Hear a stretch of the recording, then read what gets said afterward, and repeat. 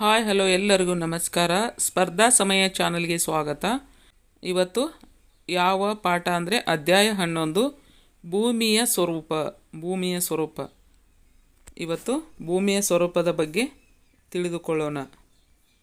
ಯಾರು ನಮ್ಮ ಚಾನಲನ್ನು ಹೊಸದಾಗಿ ನೋಡ್ತಾ ಇದ್ದೀರೋ ಎಲ್ಲರೂ ಸಬ್ಸ್ಕ್ರೈಬ್ ಮಾಡಿಕೊಂಡು ನೋಡ್ತಾ ಬನ್ನಿ ಸ್ಟಾರ್ಟ್ ಮಾಡೋಣ. ಪ್ರಮುಖ ಭೂಸ್ವರೂಪಗಳು. ಸುತ್ತಲೂ ಒಮ್ಮೆ ನೋಡಿದಾಗ ಭೂ ಮೇಲ್ಮೈ ಎಲ್ಲಿಯೂ ಏಕ ಪ್ರಕಾರವಾಗಿಲ್ಲವೆಂಬುದನ್ನು ತಿಳಿಯಬಹುದು. ಸುತ್ತಲೂ ಒಮ್ಮೆ ನೋಡಿದಾಗ ನಾವು ನಮ್ಮ ಭೂಮಿಯನ್ನು ಸರಿಯಾಗಿ ನೋಡಿದಾಗ ಏಕ ಪ್ರಕಾರವಾಗಿಲ್ಲ ಎಂಬುದನ್ನು ತಿಳಿಯಬಹುದು. ಕೆಲವು ಸ್ಥಳಗಳಲ್ಲಿ ಭೂಭಾಗವು ಎತ್ತರವಾಗಿದ್ದರೆ ಕೆಲವು ಸ್ಥಳಗಳಲ್ಲಿ ಭೂಭಾಗ ಎತ್ತರವಾಗಿದ್ದರೆ ಇನ್ನೂ ಕೆಲವೆಡೆ ಅದು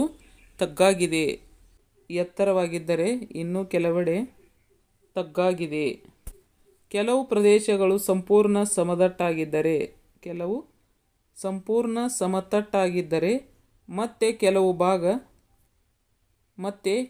ಭಾಗ ಬೆಟ್ಟ ಗುಡ್ಡಗಳಿಂದ ಕೂಡಿವೆ. ಇನ್ನು ಕೆಲವು ಭಾಗಗಳು ಬಹಳ ತಗ್ಗಾಗಿರುತ್ತವೆ. ಆದ್ದರಿಂದ ಅನೇಕ ಮೇಲ್ಮೈ ಲಕ್ಷಣಗಳನ್ನು ಮೇಲ್ಭಾಗದಲ್ಲಿ ಕಾಣಬಹುದು.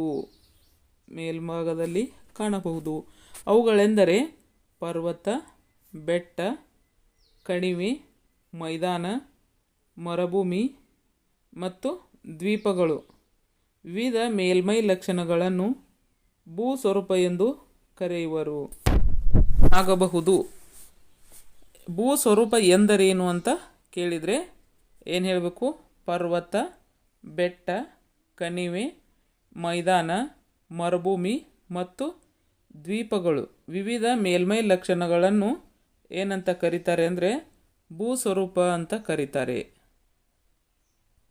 ಯಾವುದೇ ಭೂಸ್ವರೂಪವು ಶಾಶ್ವತವಲ್ಲ. ಯಾವುದೇ ಭೂಸ್ವರೂಪ ಶಾಶ್ವತವಲ್ಲ. ಯಾಕಂದರೆ ಬೆಟ್ಟಗಳನ್ನು ಸಮ ಮಾಡಲಿಕ್ಕೆ ಈಗಿನ ಜನರೇಷನದಲ್ಲಿ ಏನು ಮಾಡ್ತಾರೆ? ಬೆಟ್ಟಗಳನ್ನು ನಾಶ ಮಾಡ್ತಾರೆ. ಮತ್ತು ಗುಡ್ಡಗಳನ್ನು ಕೂಡ ಒಡೆದು ದಾರಿ ಮಾಡೋದು, ಬೇರೆ ಏನಾದರೂ ಒಂದು ಮಾಡ್ತಾರೆ. ಮತ್ತು ಈ ಥರ ಅವು ಬದಲಾಗುತ್ತಿರುತ್ತವೆ. ನೀವಿಂದು ನೋಡುತ್ತಿರುವ ಯಾವುದೇ ಭೂಸ್ವರೂಪವು ತನ್ನ ಮೂಲ ಸ್ವರೂಪವನ್ನು ಹೊಂದಿಲ್ಲ. ಭೂಸ್ವರೂಪ ಏನಾಗಿದೆ? ಆಲ್ರೆಡಿ ಇದ್ದದ್ದಂಥದನ್ನು ಇರುವುದೇ ಇಲ್ಲ. ಏನು ಮಾಡ್ತಾರೆ? ತೆಗೆದು ಚೇಂಜಸ್ ಮಾಡ್ತಾರೆ. ಭೂಮಿಯ ಮೇಲ್ಭಾಗವು ಆಂತರಿಕ ಮತ್ತು ಬಾಹ್ಯ ಶಕ್ತಿಗಳ ಕಾರ್ಯಾಚರಣೆಯಿಂದ ಬದಲಾಗುತ್ತದೆ. ಆಂತರಿಕವಾಗಿಯೂ ಬದಲಾಗ್ತದೆ. ಯಾಕಂದರೆ ಆಂತರಿಕವಾಗಿ ತನ್ನಂದು ತಾನೂ ಕೂಡ ಬದಲಾಗ್ತದೆ ಮತ್ತು ಬಾಹ್ಯ ಶಕ್ತಿಗಳ ಕಾರ್ಯಾಚರಣೆಯಿಂದ ಬಾಹ್ಯವಾಗಿ ಎಲ್ಲರೂ ಅಗಿತಾ ಇರ್ತಾರೆ. ಭೂಮಿಯನ್ನು ಅಗಿಯುವುದು, ಬೇರೆ ಬೇರೆ ಕೊಳವೆಗಳನ್ನು ತೆಗೆಯೋದು, ಹೊಂಡಗಳನ್ನು ತೆಗೆಯೋದು, ಮತ್ತು ಲೆವೆಲಿಂಗ್ ಮಾಡಿಸೋದು, ಮತ್ತೆ ಏನು ಮಾಡ್ತಾರೆ? ಭೂ ಸಂಶೋಧನೆಯನ್ನು ಮಾಡ್ತಾರೆ. ಈ ಥರ ಕಾರ್ಯಾಚರಣೆಗಳಿಂದ ಏನಾಗ್ತದೆ? ಭೂಮಿಯ ಆಕಾರವು ಬದಲಾಗ್ತಾ ಬರ್ತಾ ಇದೆ.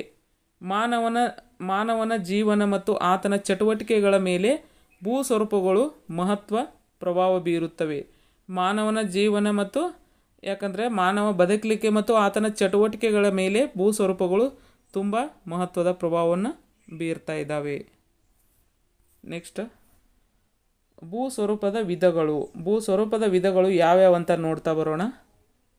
ಭೂಸ್ವರೂಪದಲ್ಲಿ 3 ಪ್ರಮುಖ ವಿಧಗಳಾಗಿವೆ. 3 ವಿಧಗಳು ಅವುಗಳೆಂದರೆ ಪರ್ವತಗಳು, ಪ್ರಸ್ಥಭೂಮಿಗಳು, ಮೈದಾನಗಳು. ಪರ್ವತಗಳು ಹೇಗಿದ್ದಾವೆ?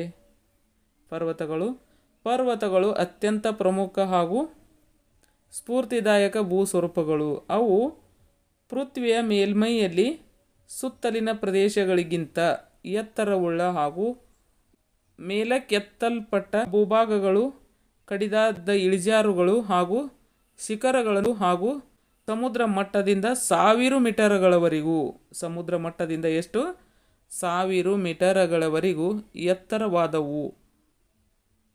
ಪರ್ವತ ಅತ್ಯಂತ ಎತ್ತರವುಳ್ಳ ತುದಿಗೆ ಏನಂತ ಕರಿತೇವೆ?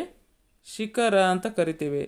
ಪರ್ವತದ ಅತ್ಯಂತ ಎತ್ತರವುಳ್ಳ ತುದಿಗೆ ನಾವು ಏನಂತ ಕರಿತೇವೆ? ಶಿಖರ ಅಂತ ಕರಿತೇವೆ. ಬೆಟ್ಟವು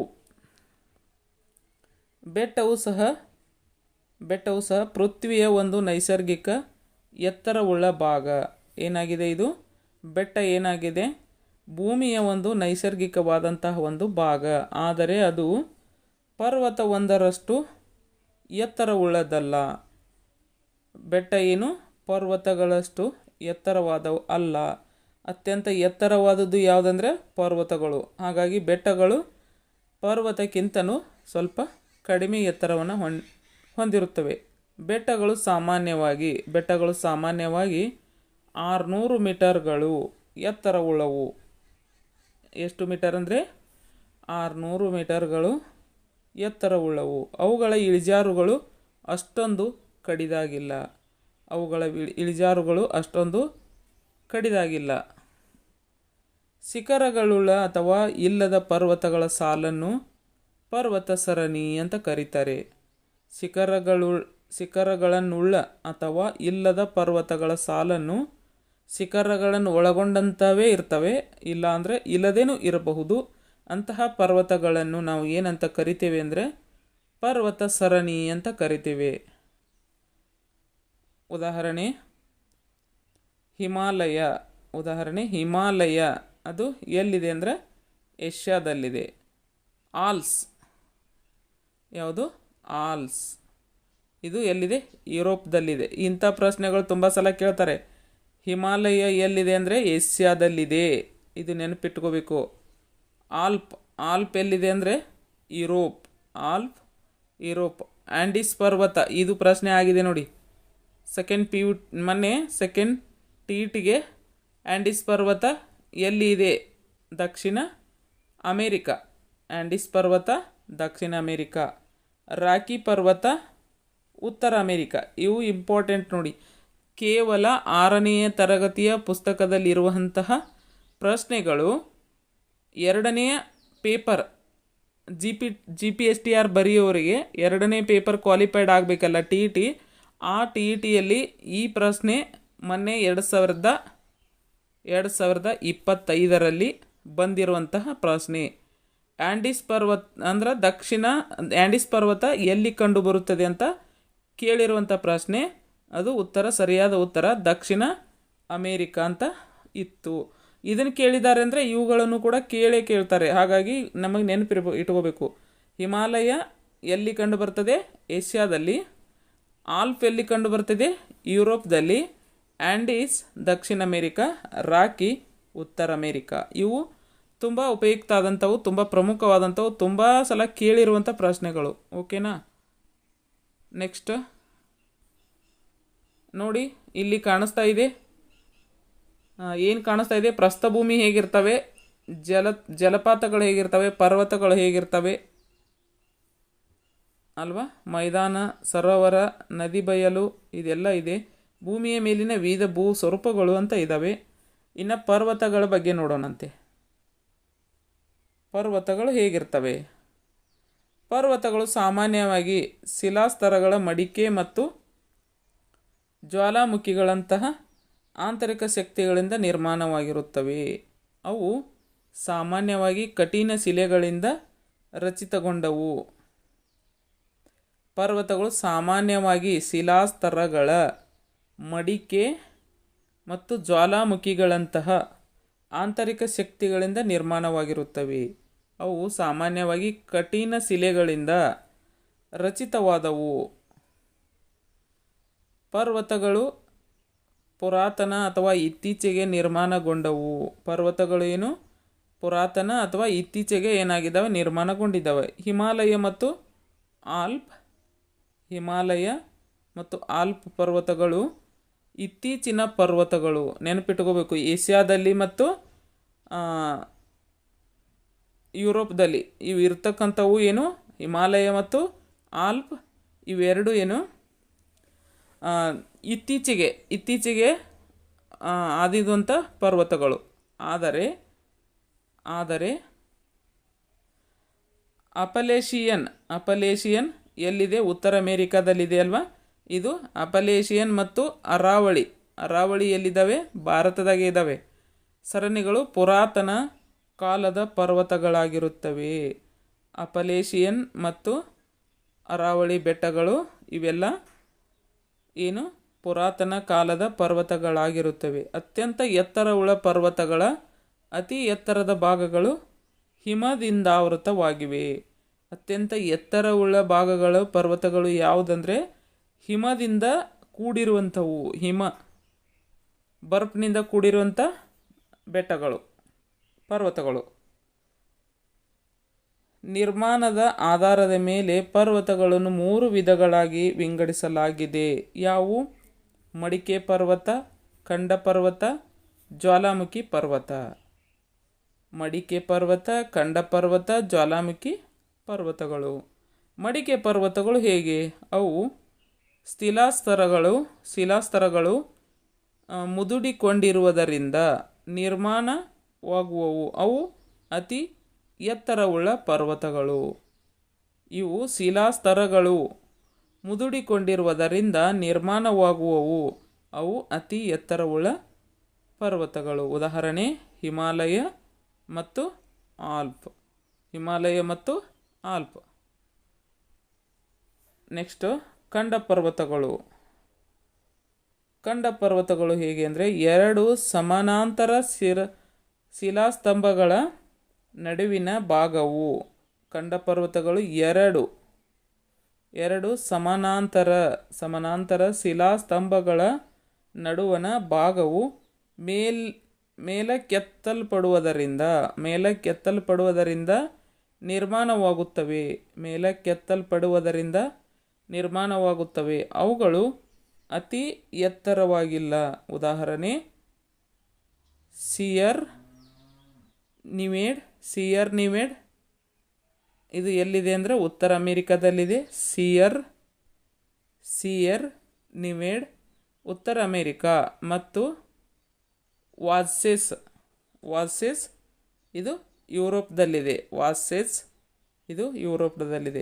ಇವು ನೋಡಲಿಕ್ಕೆ 6th ಬುಕ್ ಅಂತ ಅಂದ್ಕೊಂಡಿರ್ತೀವಿ. ಇವು ಎಂತೆಂಥ ಪ್ರಶ್ನೆಗಳಿದ್ದಾವೆ, ನಮಗೂ ಕೂಡ ಓದಲಿಕ್ಕೇನು ಕೂಡ ಬರ್ತಾ ಇಲ್ಲ. ಇಂಥವುಗಳನ್ನು ಹೇಗೆ ನೆನಪಿಟ್ಕೋಬೇಕು ಹೇಳಿ? 6th ಕ್ಲಾಸಿನ ಮಕ್ಕಳು ಅದು ನಮಗೆ ಕಲಿಸ್ಲಿಕ್ಕೆ ಮಾತ್ರ ಅಂತ ನಾನು ಅಂದ್ಕೊಂಡಿದ್ದೀನಿ. ಇದನ್ನು ನಾವು ನೆನಪಿಟ್ಕೊಂಡ್ರೇ ನಮಗೆ ಮುಂದೆ ಎಕ್ಸಾಮ್ಗೆ ಉಪಯುಕ್ತವಾದಂತಹ ಒಂದು ವಿಷಯ ಆಗ್ತದೆ. ಸಿಯರ್ ನಿವೇಡ್ ಉತ್ತರ ಅಮೇರಿಕಾ ಮತ್ತು ವಾಟ್ಸೆಸ್ ಯುರೋಪ್ ಖಂಡದಲ್ಲಿ. ಓಕೆನಾ? ನೆಕ್ಸ್ಟ್ ಏನಿದೆ ಅಂದರೆ ಜ್ವಾಲಾಮುಖಿ ಮುಖಜನಿತ ಪರ್ವತಗಳು. ಜ್ವಾಲಾಮುಖಿಯಿಂದ ಆವೃತವಾದಂಥವು ಜ್ವಾಲಾಮುಖಜನಿತ ಪರ್ವತಗಳು ಅಂತ ಕರೀತಾರೆ. ಇವು ಜ್ವಾಲಾಮುಖಿ ಸ್ಫೋಟಕ ವಸ್ತುಗಳು ರಾಶಿಗೊಂಡು ನಿರ್ಮಾಣವಾಗಿರುತ್ತವೆ. ಅವುಗಳ ತಳ ವಿಸ್ತಾರವಾಗಿದ್ದು ಎತ್ತರವಾದ ಶಂಖಾಕೃತಿ ಶಿಖರಗಳನ್ನೊಳಗೊಂಡಿವೆ. ಉದಾಹರಣೆ ಜಪಾನಿನ ಫ್ಯೂಜಿಯಾಮ ಮತ್ತು ತಂಜಾನಿಯಾದ ಕಿಲಿಮಂಜಾರೋ. ಯಾವುದು? ಶಂಖಾಕೃತಿಯ ಶಿಖರಗಳನ್ನೊಳಗೊಂಡಿವೆ. ಉದಾಹರಣೆ ಜಪಾನಿನ ಫ್ಯೂಜಿಯಾಮ ಮತ್ತು ತಂಜಾನಿಯಾದ ಕಿಲಿಮಂಜಾರೋ. ಇವು ನೆನಪಿರಲೇಬೇಕು ನೋಡಿ. ಏನು? ಜ್ವಾಲಾಮುಖಿಯ ಪರ್ವತಗಳು ಯಾವುವು, ಎಲ್ಲಿದ್ದಾವೆ ಅಂತ ಕೇಳಿದರೆ ಇವುಗಳನ್ನಿಗೆ ಶಂಖಾಕೃತಿ ಅಂತ ಕರಿತೇವೆ. ಉದಾಹರಣೆ ಜಪಾನಿನ ಫ್ಯೂಜಿಯಾಮ ಮತ್ತು ತಂಜಾನಿಯಾದ ಕಿಲಿಮಂಜಾರೋ. ಇವು ನೆನಪಿಟ್ಟುಕೊಳ್ಳೇಬೇಕು. ನೆಕ್ಸ್ಟ್ ಏನಿದೆ? ಪರ್ವತಗಳ ಪ್ರಾಮುಖ್ಯತೆ. ಪರ್ವತಗಳು ಹಲವು ಮಹತ್ವವುಳ್ಳವು. ಅವುಗಳೆಂದರೆ 2 ದೇಶಗಳ ನಡುವೆ ಸ್ವಾಭಾವಿಕ ಗಡಿಗಳನ್ನು ನಿರ್ಮಿಸುತ್ತವೆ. ಪರ್ವತಗಳ ಪ್ರಾಮುಖ್ಯತೆ. ಪರ್ವತಗಳು ಹಲವು ಮಹತ್ವವುಳ್ಳವು. ಅವುಗಳೆಂದರೆ 2 ದೇಶಗಳ ನಡುವೆ ಸ್ವಾಭಾವಿಕ ಗಡಿಗಳನ್ನು ನಿರ್ಮಿಸುತ್ತವೆ. ಪರ್ವತಗಳು ನೈಸರ್ಗಿಕ ಸಂಪನ್ಮೂಲಗಳ ಉಗ್ರಾಣಗಳಾಗಿವೆ.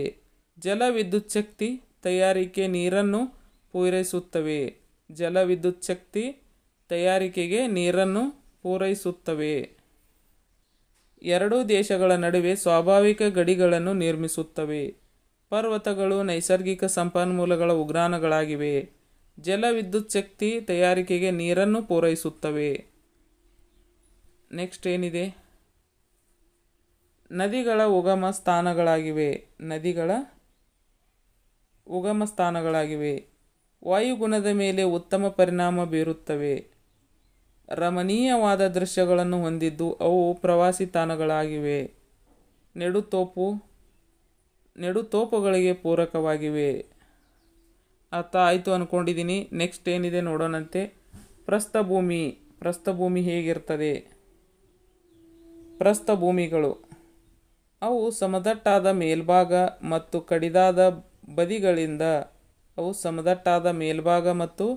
ಕಡಿದಾದ ಬದಿಗಳಿಂದ ಕೂಡಿವೆ. ಇವುಗಳನ್ನು ಪೀಠಭೂಮಿಗಳೆಂದು ಕೂಡ ಕರೆಯುತ್ತಾರೆ. ಸಾಮಾನ್ಯವಾಗಿ ಪ್ರಸ್ಥಭೂಮಿಗಳು ಸುತ್ತಲಿನ ಪ್ರದೇಶಗಳಿಗಿಂತ ಒಮ್ಮೆಲೆ ಎತ್ತರವಾಗಿದ್ದು ಸಣ್ಣ ಪ್ರಮಾಣದ ಏರಿಳಿತಗಳನ್ನು ಹೊಂದಿರುತ್ತವೆ. ಕೆಲವು ಪ್ರಸ್ಥಭೂಮಿಗಳು ವಿಶಾಲವಾಗಿವೆ.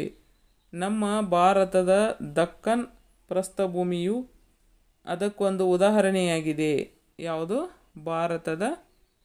ಭಾರತದ ದಕ್ಕನ್ ಪ್ರಸ್ಥಭೂಮಿ ಅದಕ್ಕೊಂದು ಉದಾಹರಣೆಯಾಗಿದೆ.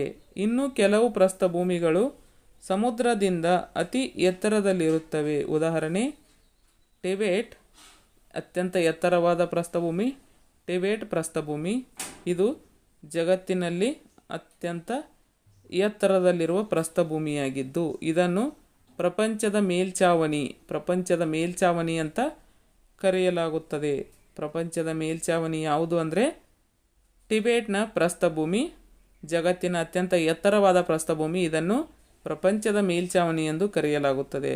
ಕೆಲವು ಪ್ರಸ್ಥಭೂಮಿಗಳು ತಗ್ಗು ಭಾಗದಲ್ಲೂ ಇವೆ.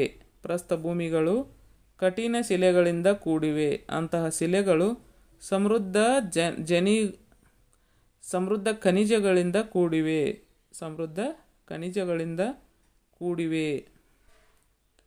ಪ್ರಶ್ನೆ ಹಾಗೆ ಆಗ್ತದೆ ನೋಡಿ. ಅತ್ಯಂತ ಎತ್ತರವಾದ ಪ್ರಸ್ಥಭೂಮಿ ಟಿಬೆಟ್ ಪ್ರಸ್ಥಭೂಮಿ. ಇದನ್ನು ಏನಂತ ಕರೀತಾರೆ? ಪ್ರಪಂಚದ ಮೇಲ್ಚಾವಣಿ ಅಂತ ಕರೀತಾರೆ. ಇನ್ನೂ ಕೆಲವು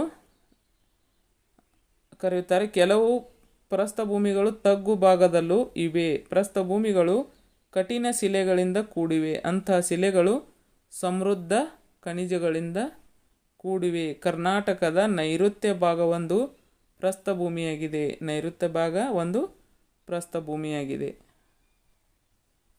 ಪ್ರಪಂಚದ ಮೇಲ್ಚಾವಣಿ ಅಂತ ಕರೀತಾರೆ. ಈ ಪ್ರಶ್ನೆಗಳು ತುಂಬ ಸಲ ಆಗಿದ್ದಾವೆ, ಆಗ್ತಾವನು ಕೂಡ. ಭೂಮಿಯ ವಿಧಗಳು ಏನಿದ್ದಾವೆ ಅಂತಂದರೆ ಪ್ರಸ್ಥಭೂಮಿಗಳನ್ನು 3 ಪ್ರಕಾರಗಳಾಗಿ ವಿಂಗಡಿಸಲಾಗಿದೆ. ಅವುಗಳು ಅಂತರ ಪರ್ವತ ಪ್ರಸ್ಥಭೂಮಿ, ಪರ್ವತ ಪಾದ ಪ್ರಸ್ಥಭೂಮಿ, ಖಂಡಾಂತರ ಪ್ರಸ್ಥಭೂಮಿ. ಅಂತರ ಪರ್ವತ ಪ್ರಸ್ಥಭೂಮಿ, ಪರ್ವತ ಪಾದ ಪ್ರಸ್ಥಭೂಮಿ, ಖಂಡಾಂತರ ಪ್ರಸ್ಥಭೂಮಿ. ಏನೇನಿದೆ ಅಂತ ನೋಡೇ ಬರೋಣ. ಅಂತರ್ಪರ್ವತ ಪ್ರಸ್ಥಭೂಮಿ ಸುತ್ತಲೂ ಪರ್ವತ ಸರಣಿಗಳಿಂದ ಸುತ್ತುವರಿದಿರುತ್ತವೆ. ಉದಾಹರಣೆ ಟಿಬೆಟ್ ಪ್ರಸ್ಥಭೂಮಿ. ಇದು ಎಲ್ಲಿದೆ ಅಂದರೆ ಏಷ್ಯಾ ಇದೆ. ಬೋಲಿವಿಯಾ ಪ್ರಸ್ಥಭೂಮಿ ಎಲ್ಲಿದೆ? ದಕ್ಷಿಣ ಅಮೆರಿಕಾದಲ್ಲಿದೆ. ನೆನಪಿಟ್ಟುಕೊಳ್ಳಬೇಕು. ಅಂತರ ಪರ್ವತ ಪ್ರಸ್ಥಭೂಮಿಗಳು ಹೇಗಂದರೆ ಸುತ್ತಲೂ ಪರ್ವತ ಸರಣಿಗಳಿಂದ ಸುತ್ತುವರಿದಿರುತ್ತವೆ. ಉದಾಹರಣೆ ಟಿಬೆಟ್ ಸುತ್ತಲೂ ಪರ್ವತಗಳಿಂದ ಸುತ್ತುವರೆದಿದೆ. ಇದು ಎಲ್ಲಿದೆ ಅಂದರೆ ಏಷ್ಯಾದಲ್ಲಿದೆ. ಬೋಲಿವಿಯಾ ಪ್ರಸ್ಥಭೂಮಿ ಎಲ್ಲಿದೆ? ದಕ್ಷಿಣ ಅಮೆರಿಕಾದಲ್ಲಿದೆ.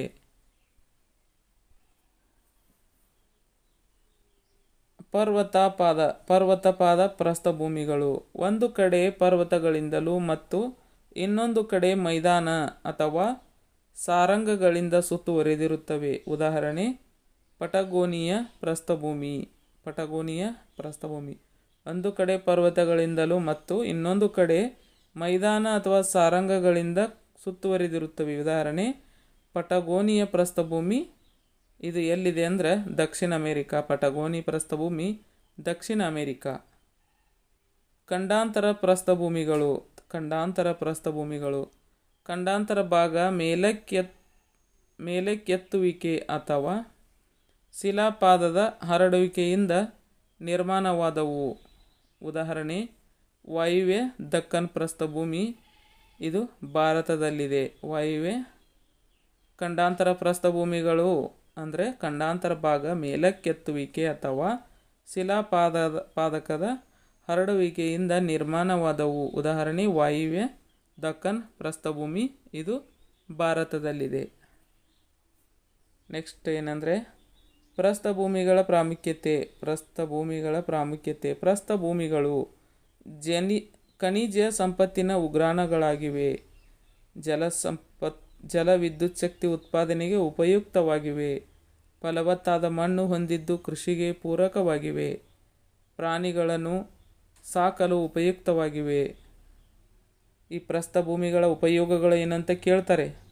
ಖನಿಜಗಳ ಸಂಪತ್ತಿನ ಉಗ್ರಾಣ, ಜಲ ವಿದ್ಯುತ್ ಉತ್ಪಾದನೆಗೆ ಉಪಯುಕ್ತ, ಫಲವತ್ತಾದ ಮಣ್ಣು ಹೊಂದಿದ್ದು ಕೃಷಿಗೆ ಪೂರಕವಾಗಿವೆ, ಪ್ರಾಣಿಗಳನ್ನು ಸಾಕಲು ಉಪಯುಕ್ತವಾಗಿವೆ. ಹೀಗೆ ಇದರ ಮೈದಾನಗಳನ್ನು ನೋಡೋಣಂತೆ.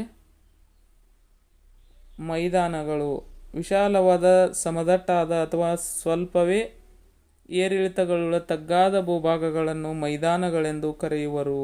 ಕೇಳ್ತಾರೆ ನೋಡಿ, ಮೈದಾನ ಎಂದರೇನು ಅಂತ ಕೇಳ್ತಾರೆ. ವಿಶಾಲವಾದ ಸಮತಟ್ಟಾದ ಅಥವಾ ಸ್ವಲ್ಪವೇ ಏರಿಳಿತಗಳುಳ್ಳ ತಗ್ಗಾದ ಭೂಭಾಗಗಳನ್ನು ಮೈದಾನಗಳೆಂದು ಕರೆಯುವರು. ಇವು ಹಲವು ಆರ್ಥಿಕ ಮಹತ್ವಗಳನ್ನು ಪಡೆದಿವೆ. ಬಹಳಷ್ಟು ಮೈದಾನಗಳು ನದಿಗಳು ಸವೆಸಿ ಸಾಗಿಸಿ ತಂದ ರೇವೆ, ಮಡ್ಡಿ ಮತ್ತು ಮರಳಿನಂಥ ವಸ್ತುಗಳ ಸಂಚಯನದಿಂದ ನಿರ್ಮಾಣವಾಗಿವೆ. ಮೈದಾನ ಹೇಗೆ ನಿರ್ಮಾಣವಾಗಿದೆ ಅಂತ ಕೇಳಬಹುದು. ಬಹಳಷ್ಟು ಮೈದಾನಗಳು ಏನಾಗಿದ್ದಾವೆ, ನದಿಗಳು ಸವೆಸಿ ಸಾಗಿಸಿ ತಂದ ನದಿಗಳು ಏನು ಮಾಡ್ತವೆ, ಆ ಕಡೆ ಈ ಕಡೆ ಎಲ್ಲ ಹಾದು ತಗೊಂಡು ಬಂದಂತಹ ರೇವೆ ಮಣ್ಣು ಅಥವಾ ಮಡ್ಡೆ ಮತ್ತು ಮರುಳಿನಂಥ ವಸ್ತುಗಳ ಸಂಚಯನದಿಂದ ನಿರ್ಮಾಣವಾಗಿರುತ್ತವೆ. ಮತ್ತು ಕೆಲವು ಮೈದಾನಗಳ ಹಿಮನದಿ ಮಾರುತ ಅಲೆಗಳ ಕಾರ್ಯಗಳಿಂದ ರಚನೆಯಾಗಿವೆ. ನೀವು ನದಿ, ಕಣಿವೆ ಮತ್ತು ಸಮುದ್ರ ತೀರಗಳ ಉದ್ದಕ್ಕೂ ಅನೇಕ ಮೈದಾನಗಳನ್ನು ನೋಡಿರಬಹುದು. ಉದಾಹರಣೆ ಗಂಗಾ ನದಿ ಬಯಲು, ಅದರ ಮುಖಜ ಭೂಮಿ. ಮೈದಾನದ ವಿಧಗಳು. ಮೈದಾನಗಳನ್ನು ರಚನಾ ಮೈದಾನಗಳು, ಸವೆತದಿಂದಾದ ಮೈದಾನಗಳು ಮತ್ತು ಸಂಚಯನದಿಂದಾದ ಮೈದಾನಗಳು. ರಚನಾ ಮೈದಾನಗಳು, ಸವೆತದಿಂದಾದ ಮೈದಾನಗಳು, ರಚನಾದಿಂದಾದ ಸಂಚಯನದಿಂದಾದ ಮೈದಾನಗಳು 3 ವಿಧಗಳಾಗಿ ವಿಂಗಡಿಸಬಹುದು. ರಚನಾ ಮೈದಾನಗಳು, ಸವೆತದಿಂದಾದ ಮೈದಾನಗಳು, ಇನ್ನೊಂದು ಸಂಚಯನದಿಂದಾದ ಮೈದಾನಗಳು. ಇದು ರಚನಾ ಮೈದಾನಗಳು ಹೇಗೆ? ಸಮುದ್ರದ ತಳಭಾಗವು ಮೇಲಕ್ಕೆತ್ತಲ್ಪಡುವುದರಿಂದಲೂ ಅಥವಾ ಯಾವುದಾದರೊಂದು ಭಾಗವು ತಗ್ಗಾಗುವುದರಿಂದಲೂ ನಿರ್ಮಾಣವಾಗುತ್ತವೆ. ಉದಾಹರಣೆ ಅಮೇರಿಕ ಸಂಯುಕ್ತ ಸಂಸ್ಥಾನ, USA ಆಗ್ನೇಯದ ಮೈದಾನ. ಇದು USA ಆಗ್ನೇಯದ ಮೈದಾನ, ಅಮೇರಿಕದ ಸಂಯುಕ್ತ ಸಂಸ್ಥಾನ. ಇದು ರಚನಾ ಮೈದಾನಗಳು ನೋಡಿ. ಸವೆತದಿಂದಾದ ಮೈದಾನಗಳು ಇವು ಪರ್ವತ ಮತ್ತು ಪ್ರಸ್ಥಭೂಮಿಗಳು ಸವೆತಕ್ಕೊಳಗಾಗಿ ತಗ್ಗು ಮೈದಾನಗಳಾಗುವುದರಿಂದ ನಿರ್ಮಾಣವಾಗುತ್ತವೆ. ಉದಾಹರಣೆ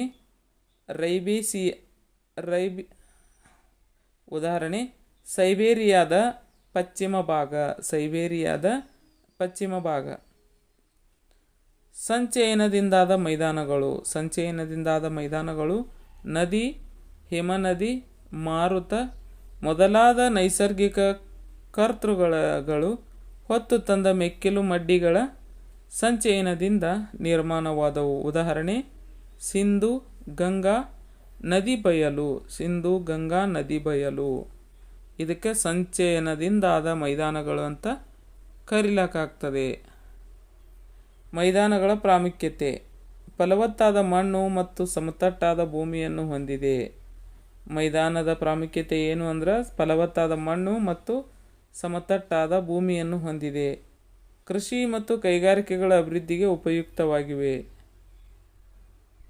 ನೆಕ್ಸ್ಟ್ ಏನಿದೆ, ಸಾರಿಗೆ ಸಂಪರ್ಕದ ಬೆಳವಣಿಗೆಗೆ ಸಾರಿಗೆ ಸಂಪರ್ಕದ ಬೆಳವಣಿಗೆಗೆ ಪ್ರೋತ್ಸಾಹದಾಯಕವಾಗಿವೆ.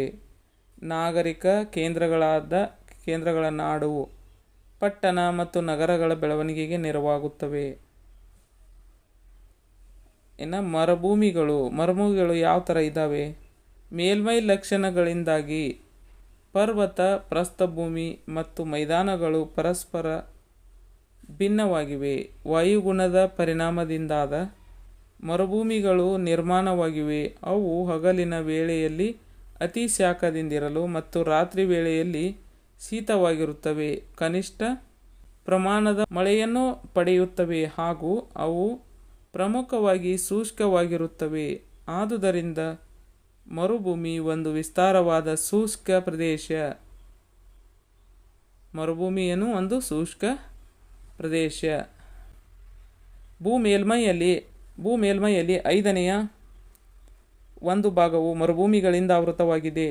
ಮರುಭೂಮಿಗಳು ಶಿಲಾಮಯ ಅಥವಾ ಮರಳುಮಯವಾಗಿರಬಹುದು.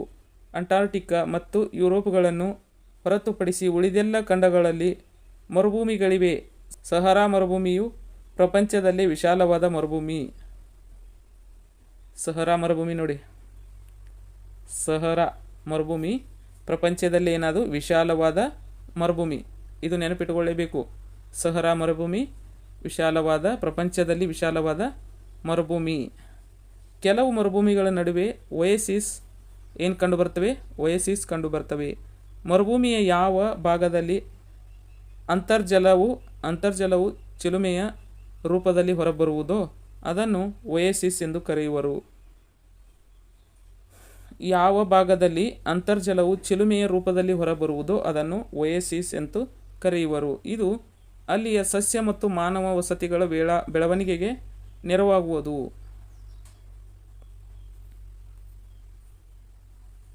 ಪ್ರಸ್ಥಭೂಮಿಯ ಪ್ರಾಮುಖ್ಯತೆ. ಮರುಭೂಮಿಯ ಪ್ರಾಮುಖ್ಯತೆ. ಮರುಭೂಮಿಗಳಲ್ಲಿ ಅಲೆಮಾರಿ ಜನರೇ ಹೆಚ್ಚು. ಅವರು ತಮ್ಮ ಜಾನುವಾರುಗಳೊಂದಿಗೆ ಸ್ಥಳದಿಂದ ಸ್ಥಳಕ್ಕೆ ಅಲೆದಾಡುವರು. ಮರುಭೂಮಿಯ ಮಣ್ಣು ಅಷ್ಟೊಂದು ಫಲವತ್ತಾಗಿಲ್ಲ. ನೀರು ದೊರೆಯುವ ಕಡೆ ಬೆಳೆಗಳನ್ನು ಬೆಳೆಯಬಹುದು. ಉದಾಹರಣೆ ಈಜಿಪ್ಟ್ನ ನೈಲ್ ನದಿ ಕಣಿವೆ. ಮತ್ತು ಕೆಲವು ಮರುಭೂಮಿಗಳು ಸಮೃದ್ಧ ಖನಿಜ ಸಂಪತ್ತನ್ನು ಹೊಂದಿವೆ. ಉದಾಹರಣೆ ಸೌದಿ ಅರೇಬಿಯಾ, ಕುವೈತ್ನಲ್ಲಿರುವ ಪೆಟ್ರೋಲಿಯಂ ನಿಕ್ಷೇಪಗಳು ಇತ್ಯಾದಿ. ಏನಂತ ಇದೆ ಅಂದರೆ ನೈಲ್ ನದಿ ಕಣಿವೆ. ಈಜಿಪ್ಟ್ ಎಲ್ಲಿದೆ ಅಂದರೆ ನೈಲ್ ನದಿವೆ ಕಣಿವೆ. ಸಮೃದ್ಧ ಖನಿಜ ಸಂಪತ್ತು ಹೊಂದಿರುವ ಉದಾಹರಣೆ, ಖನಿಜ ಸಂಪತ್ತು ಹೊಂದಿರುವುದು ಎಲ್ಲಿ ಅಂದರೆ ಸೌದಿ ಅರೇಬಿಯಾ, ಕುವೈತ್ನಲ್ಲಿರುವ ಪೆಟ್ರೋಲಿಯಂ ನಿಕ್ಷೇಪಗಳು ಇತ್ಯಾದಿ. ಪೆಟ್ರೋಲಿಯಂ ನಿಕ್ಷೇಪ ಎಲ್ಲಿ ಇದೆ ಅಂದರೆ ಕುವೈತ್ನಲ್ಲಿರುವ ಪೆಟ್ರೋಲಿಯಂ ನಿಕ್ಷೇಪಗಳು ಅತ್ಯಂತ ಪ್ರಮುಖವಾದಂಥವು. ದ್ವೀಪಗಳೆಂದರೆ ಸಾಗರ, ಸಮುದ್ರ, ಸರೋವರ ಅಥವಾ ನದಿಗಳಲ್ಲಿ ಸುತ್ತಲೂ ನೀರಾವರಿಯಿಂದ ಆವರಿಸಿದ ಚಿಕ್ಕ ಭೂಭಾಗ. ಇದು ಒಂದು ವಿಧದ ಭೂಸ್ವರೂಪ. ಅತಿ ಚಿಕ್ಕ ದ್ವೀಪಗಳನ್ನು ಕಿರುದ್ವೀಪಗಳ ಎನ್ನುವರು. ನದಿ ಮತ್ತು ಸರೋವರಗಳ ನಡುವಣ ದ್ವೀಪಗಳಿಗೆ ನಡುಗಡ್ಡೆಗಳೆಂದು ಕರೆಯುವರು. ಭೌಗೋಳಿಕ ದೃಷ್ಟಿಯಲ್ಲಿ ದ್ವೀಪಗಳು ಗುಂಪನ್ನು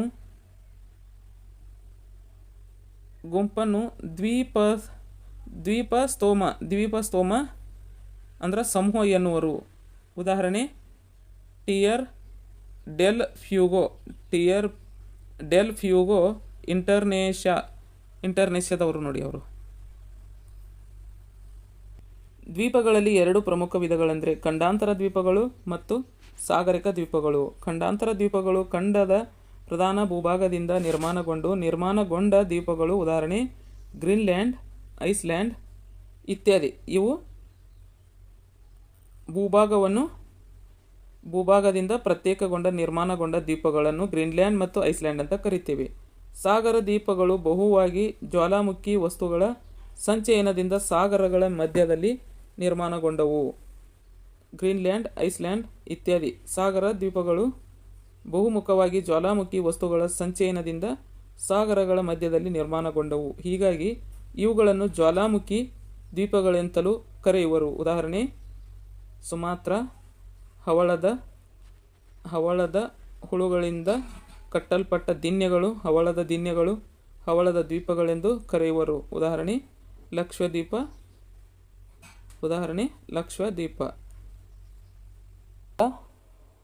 ಇದು ಎಲ್ಲಿದೆ? ಇಂಡೋನೇಷಿಯಾದಲ್ಲಿದೆ. ಸುಮಾತ್ರ ಇಂಡೋನೇಷಿಯಾದಲ್ಲಿದೆ.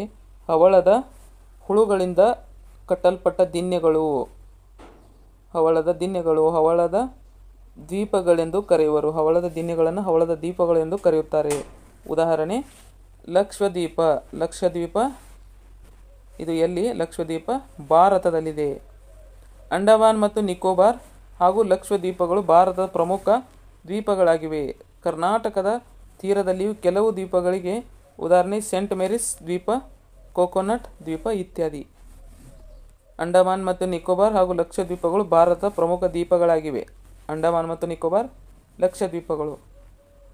ಕರ್ನಾಟಕದ ತೀರದಲ್ಲಿಯೂ ಕೆಲವು ದ್ವೀಪಗಳಿವೆ. ತೀರದಲ್ಲಿ ದ್ವೀಪಗಳಿವೆ. ಉದಾಹರಣೆ ಸೇಂಟ್ ಮೇರಿಸ್ ದ್ವೀಪ, ಕೋಕೋನಟ್ ದ್ವೀಪ ಇತ್ಯಾದಿ. ತುಂಬ ಇಂಪಾರ್ಟೆಂಟ್ ಆದಂಥ ಪ್ರಶ್ನೆಗಳಿದ್ದಾವೆ. ಪ್ರಪಂಚದ ಅತಿ ಎತ್ತರವಾದ ಶಿಖರ ಯಾವುದು? Mount Everest. ಪ್ರಪಂಚದ ಅತಿ ಎತ್ತರವಾದ ಶಿಖರ ಮೌಂಟ್ ಎವರೆಸ್ಟ್. ಆಫ್ರಿಕಾದ ಪ್ರಸ್ಥಭೂಮಿಯು ಚಿನ್ನ ಮತ್ತು ವಜ್ರದ ಗಣಿಗಾರಿಕೆಗೆ ಪ್ರಸಿದ್ಧವಾಗಿದೆ. ಆಫ್ರಿಕಾ ಪ್ರಸ್ಥಭೂಮಿಯು ಚಿನ್ನ ಮತ್ತು ವಜ್ರದ ಗಣಿಗಾರಿಕೆಗೆ ಪ್ರಸಿದ್ಧವಾಗಿದೆ. ಗಂಗಾ ನದಿ ಮುಖಜ ಭೂಮಿಯು ಪ್ರಪಂಚದಲ್ಲಿಯೇ ದೊಡ್ಡದಾಗಿದ್ದು ಇದನ್ನು ಸುಂದರ್ಬನ್ ಎಂತಲೂ ಕರೆಯುವರು. ಗಂಗಾ ನದಿ ಮುಖಜ ಭೂಮಿಯು ಪ್ರಪಂಚದಲ್ಲೇ ದೊಡ್ಡದಾಗಿದ್ದು ಇದನ್ನು ಸುಂದರ್ಬನ್ ಎಂತಲೂ ಕೂಡ ಕರೆಯಲಾಗಿದೆ. ಸಮಶೀತೋಷ್ಣ ವಲಯದ ಹುಲ್ಲುಗಾವಲುಗಳನ್ನು ಎಲ್ಲಿ ಕಾಣಬಹುದು ಅಂದರೆ ಆಫ್ರಿಕಾದಲ್ಲಿ ಸ್ಟೆಪ್ಪಿ, ಉತ್ತರ ಅಮೇರಿಕಾದಲ್ಲಿ ಪ್ರೈರಿ. ಎಲ್ಲಿ ಅಂದರೆ ಸಮಶೀತೋಷ್ಣ ವಲಯದ ಹುಲ್ಲುಗಾವಲುಗಳನ್ನು ಆಫ್ರಿಕಾದಲ್ಲಿ ಏನಂತ ಕರೀತಾರೆ? ಸ್ಟೆಪ್ಪಿ ಅಂತ ಕರೀತಾರೆ. ಉತ್ತರ ಅಮೇರಿಕಾದಲ್ಲಿ ಪ್ರೈರಿ ಅಂತ ಕರೀತಾರೆ. ಆಫ್ರಿಕಾದಲ್ಲಿ ಸ್ಟೆಪ್ಪಿ, ಉತ್ತರ ಅಮೇರಿಕಾದಲ್ಲಿ ಪ್ರೈರಿ, ದಕ್ಷಿಣ ಅಮೇರಿಕಾದಲ್ಲಿ ಪಂಪಾಸ್, ಉತ್ತರ ಅಮೇರಿಕಾದಲ್ಲಿ ಪಂಪಾಸ್, ಆಸ್ಟ್ರೇಲಿಯಾದಲ್ಲಿ ಡೌನ್ಸ್ ಹಾಗೂ ದಕ್ಷಿಣ ಆಫ್ರಿಕಾದಲ್ಲಿ ವೆಲ್ಸ್ ಎಂದು ಕರೆಯುವರು. ಎಷ್ಟೊಂದು ಇಂಪಾರ್ಟೆಂಟ್ ನೋಡಿ. ಸಮಶೀತೋಷ್ಣ ವಲಯಗಳ ಹುಲ್ಲುಗಾವಲುಗಳನ್ನು ಏನೆಂದು ಕರೆಯುತ್ತಾರೆ? ಇದು ತುಂಬ ಸಲ ಪ್ರಶ್ನೆ ಆಗಿದೆ.